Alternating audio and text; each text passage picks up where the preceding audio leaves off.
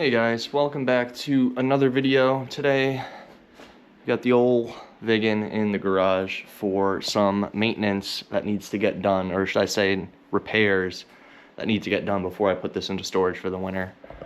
So the alternator just died.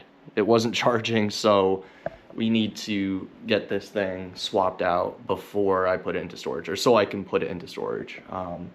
Now on these, the alternator is in a pretty bad spot. You're down.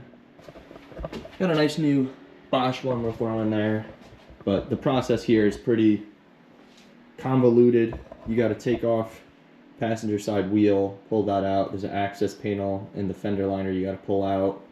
You got to take off belt tensioner, move the belt, 2 bolts for the alternator, some bolts on the back that hold some wiring in over there. Pull that out, drop it down the bottom. Supposedly you have to loosen the exhaust to move that out of the way, but you gotta start cracking on this, get going.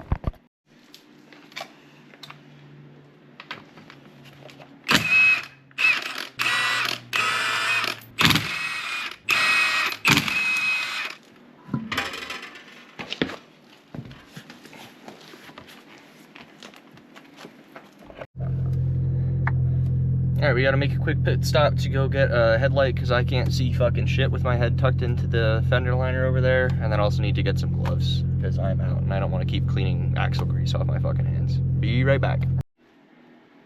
Alright, so we're a little deeper into the alternator job. Got the tensioner, where did it go?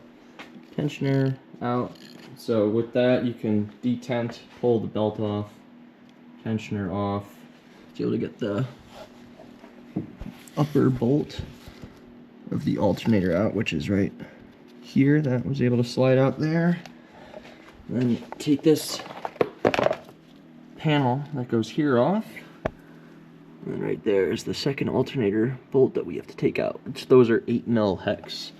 And these are 8mm hex as well, but external. Sorry, those are just regular 8mm sockets. 8mm hex for the 2 long alternator bolts. So we'll pull that out, disconnect the 2 leads from the back of the alternator, and we should be able to pull it out from the bottom next to the downpipe. Fingers crossed with it being the aftermarket downpipe. It is a bit thinner. It doesn't have the factory cat in the way that's wide. So hopefully it should be able to just pull it down and sneak it out of the way there. Hello, Jared from the future. And by future I mean the following day. End of last night, I was able to get the alternator out. However, I did have to take the downpipe off. I thought I was going to be able to get away with it. Not a chance, actually. So, have to unbolt the downpipe, 3 bolts there to pull it off there. V-band clamp, take that off, move it out of the way, drop the alternator down, put the new one back up into place, bolted that in, tensioner back on, timing cover back on. Or not timing cover, the fender liner cover back on, tensioned out, belt back in place, boom, pop that in, connected the cables back in, reconnect the downpipe and the exhaust, drop it on the ground, and Bob your uncle, turned it back on, and all seeming good, running fine, no hiccuping, no weird nothing. It was doing that before where it would go like woo, and the lights would dim out. That's gone. Also, another thing to tell if your alternator is going bad on these cars, the light that gave it away for me, besides all the weird running problems that it had, I have a battery light on, as opposed to, like, so it was testing 12 volts, right? Or 13, right? It was testing normal voltage across the 2 leads of the battery, but it was showing the battery light on in the car. So, no charge, alternator. Yeah, that's job done.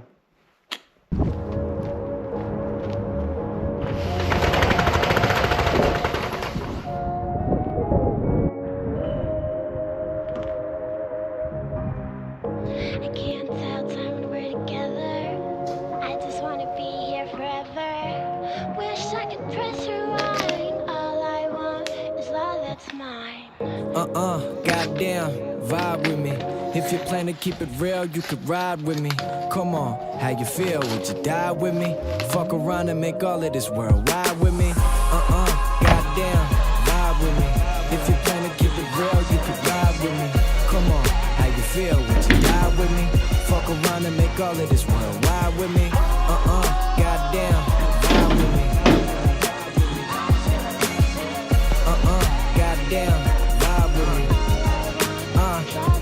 Okay, now picture little Bobby, just a youngin' running down the road.